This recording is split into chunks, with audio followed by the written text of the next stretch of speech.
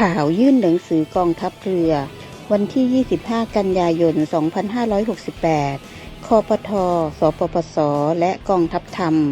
นำโดยนายพิชิตชัยมงคล ดร.ใจเพชรกล้าจน ยื่นหนังสือถึงผู้บัญชาการทหารเรือ เรียกร้องให้กองทัพเรือดำเนินการทุบตึกคาสิโนของกัมพูชาที่ลุกล้ำดินแดนไทยจังหวัดตราดทันที นายพิชิตระบุว่าขอเรียกร้องให้กองทัพเรือได้ทำลายอาคารคาสิโนดังกล่าวเพราะถือว่า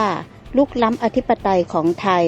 เท่ากับเป็นการทำลายความมั่นคงของไทย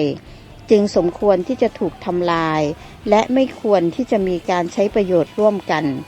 โดยมีนาวาเอกอัครนัท รุ่งสิตา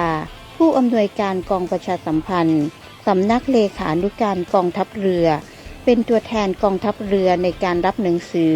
และดำเนินเรื่องต่อไป